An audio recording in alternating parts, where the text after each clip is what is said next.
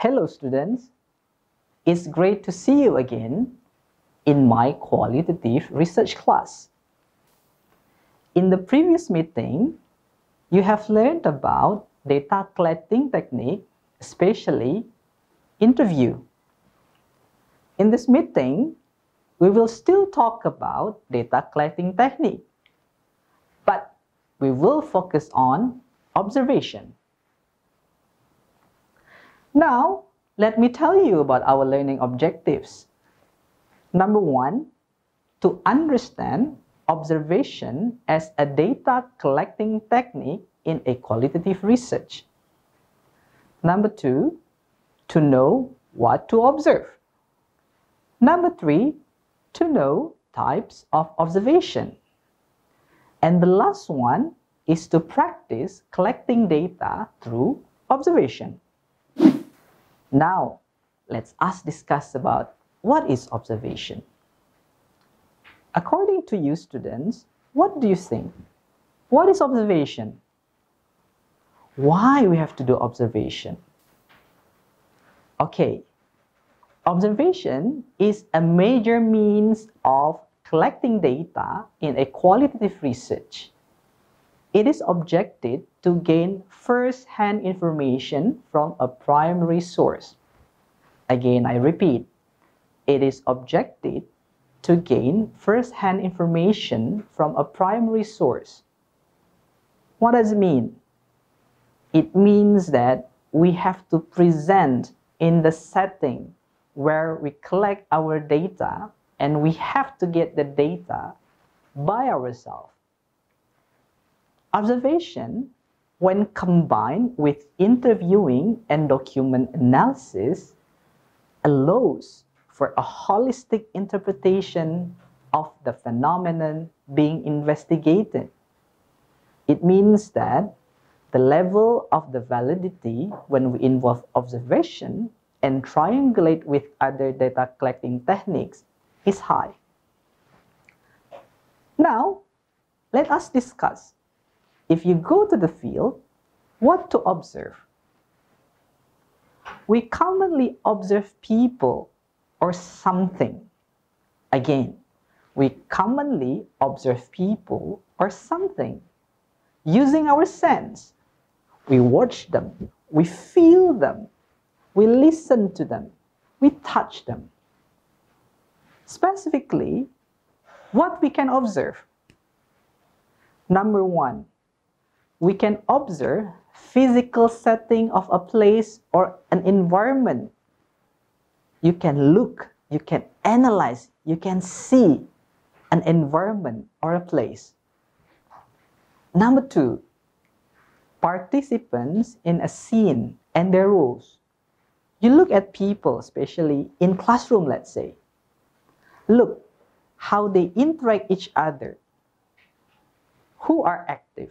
Who are not active? Number three, activities and interaction in one place. Number four, you can observe people when they converse, when they talk. What are the topics, for example? What do they discuss? And you can also observe subtle factors. What does it mean by subtle factors? Subtle factor includes nonverbal communication. You can observe someone's body language. You can observe somebody else's way of dressing, for example. That's the thing that we can observe. Next, what to observe? While conducting observation, we must prepare several things. Number one, we have to prepare information about the participant and the setting to gain familiarity with the phenomena being studied. It means that observation requires us to know our participant and the setting prior to observation. Number two, we need also to prepare observation checklists, which is relevant with our research questions, relevant with our research objectives, and our conceptual framework.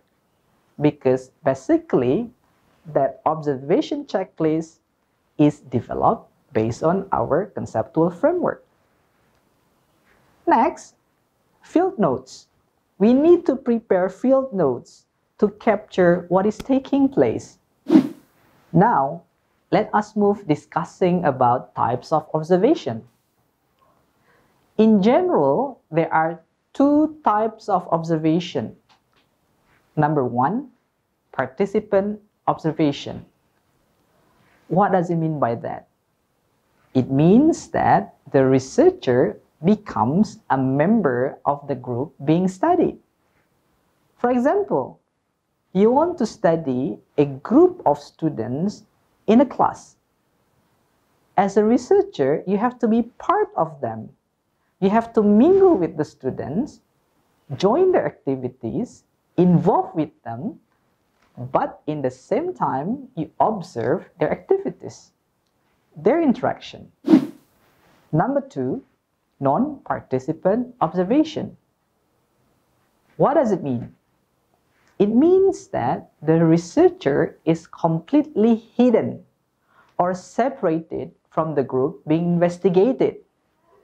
For example, you want to observe a group of a student in a class.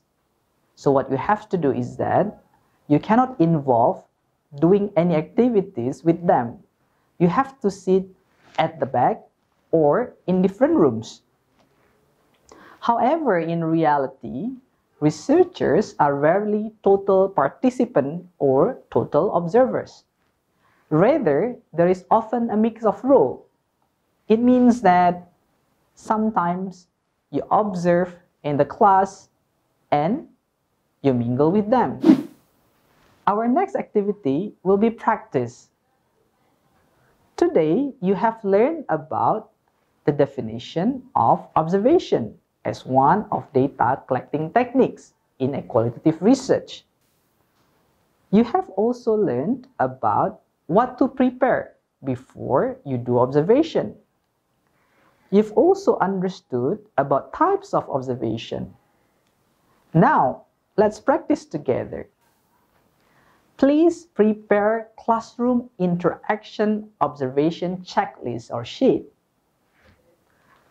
Remember, please prepare classroom interaction observation checklist or sheet. Bring that checklist and sheet. Observe a session of micro-teaching of your friend in micro-teaching class and present the results in front of the class. Remember, students, after observing your friends in micro-teaching class, you have to present the results in front of the class. Okay, students, you have practiced how to observe. You've observed your friends in micro-teaching class and presented in front of the class. What's next? Next meeting, we will discuss about another data collecting technique, mining data from documents. Again, mining data from documents.